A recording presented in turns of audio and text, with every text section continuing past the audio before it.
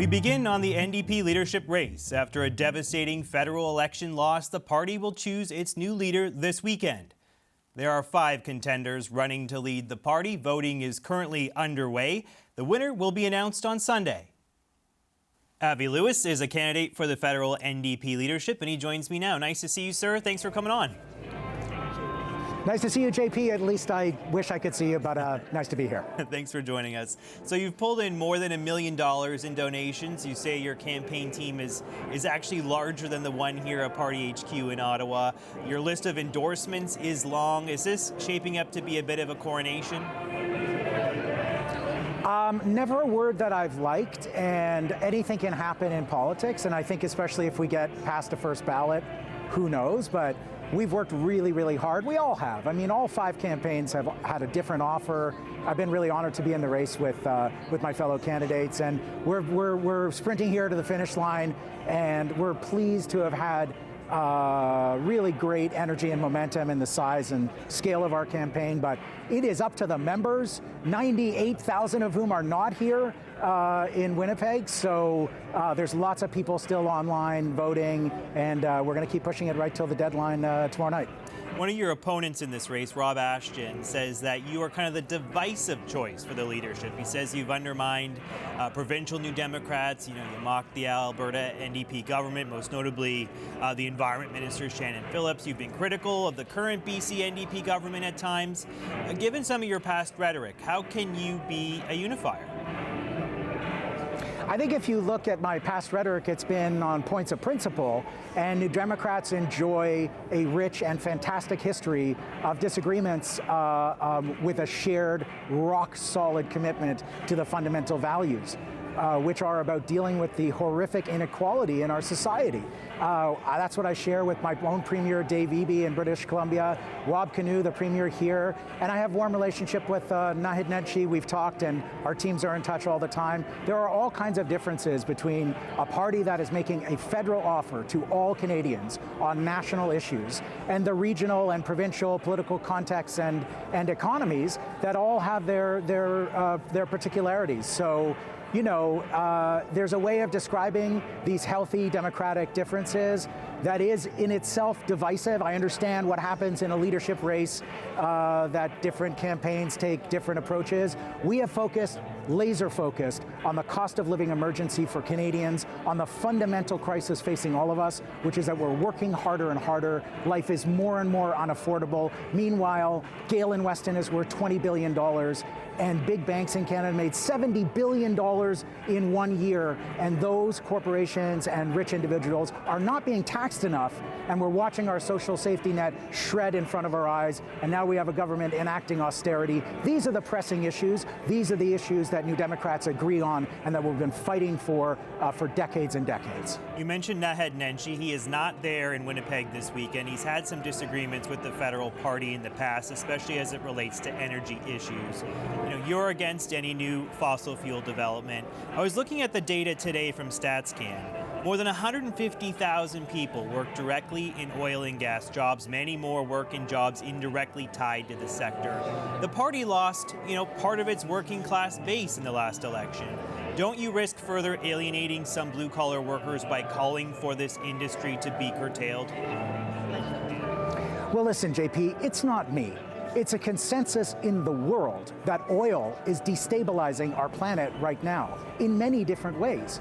We are right now witnessing a destabilized planet from war over oil actually being bombed and black toxic rain falling on 10 million people in Tehran just a couple of weeks ago. The most volatile region on earth, the Middle East, is now aflame with oil and oil-based wars. And then we have oil driving a price shock right now where you go to the gas station and gas is more than $2 a liter, and it's going to go up from there. That's going to drive a price shock, which is going to drive the next wave of inflation. The next inflation crisis is coming to us thanks to the skyrocketing price of oil. And that's all without talking about the fact that oil is destabilizing our planet by being the major contributor to climate breakdown.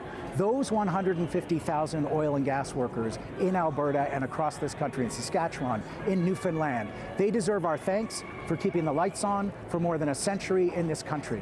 But it is time for us to move beyond the boom and bust, destabilized cycle of fossil fuels, and everybody knows it. Just this week in the UK, they passed new rules that every new home build needs to have a heat pump and solar panels as a direct result to the oil shock that we are living right now. Countries around the world are moving to a safer, calmer, more secure, and more stable economy, which is one beyond oil and gas. No one ever bombed a factory full of sunlight, JP.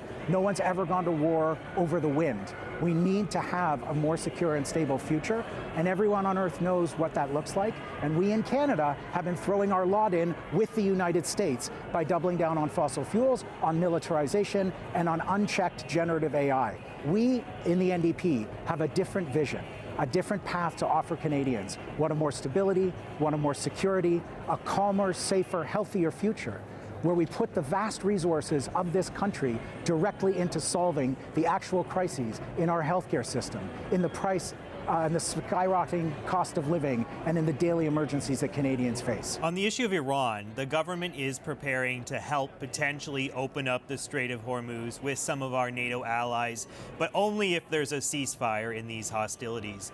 Would you support Canada helping secure peace in the region after this war is over?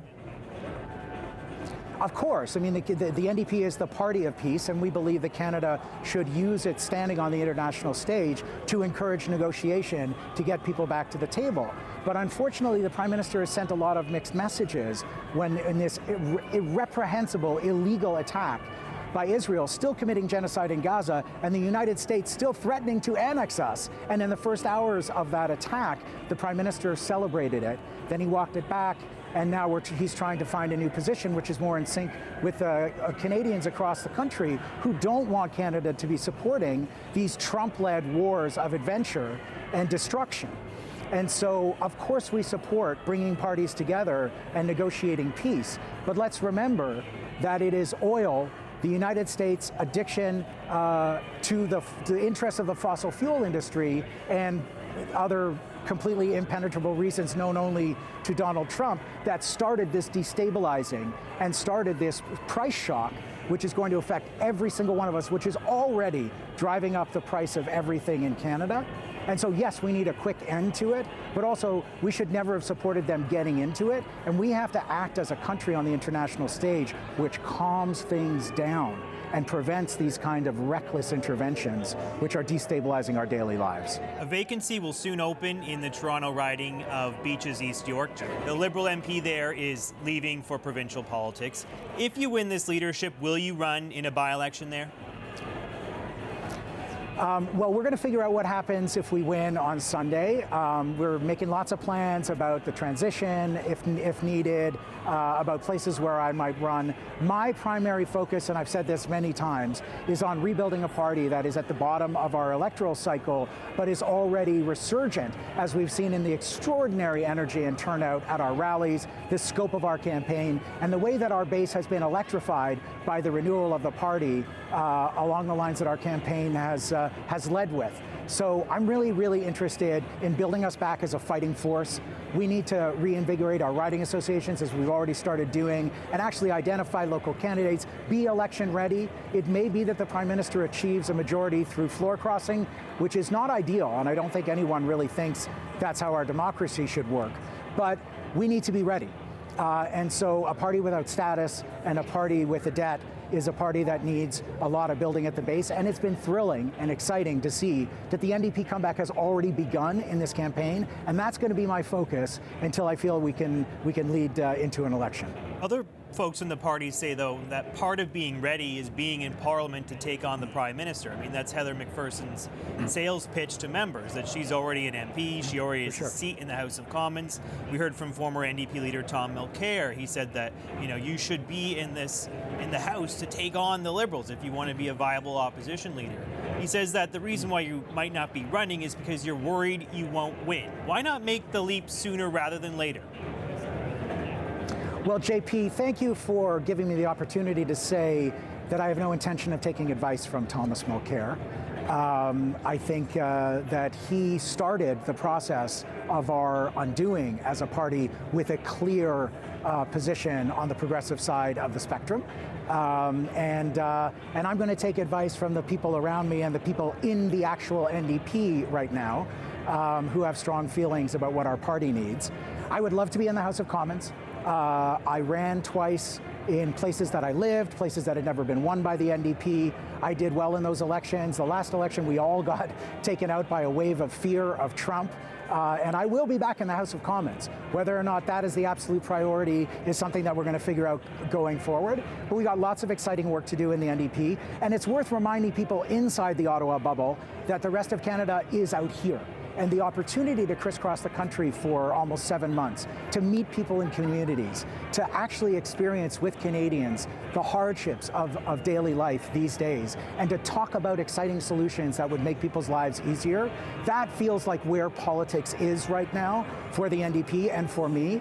And I'll stay out here until the right moment arrives. Let's end on this note. Your grandfather, of course, David Lewis, led the party. Your father, Stephen Lewis, was the leader of the Ontario New Democratic Party. What would it mean to follow in their footsteps? Well, I mean, it's funny. I have a kind of a mixed identity coming into this race. I've been an outsider, making my own career in journalism and filmmaking, in activism. And yet I have deep roots in the NDP, my dad and my grandpa. And I grew up in the NDP of the 1970s. Interestingly, a similar period of oil price shocks, of global instability, of inflation spirals, and the need for big solutions to the crises of everyday life in Canada based on public ownership is what the NDP was arguing for back then, as we are today. So I feel really in line with a tradition of struggle, a tradition that reaches back to my great-grandfather, who was a Jewish socialist labor leader in Eastern Europe. So it's very emotional. My dad is in his last days, and he is sticking around to see the next chapter of democratic socialism written in this country. And more than anything right now, I want to give him a win on Sunday. Sending our best to your dad. Thanks so much for doing this. Avi Lewis, NDP leadership candidate. Appreciate you making time for us. Thanks, JP.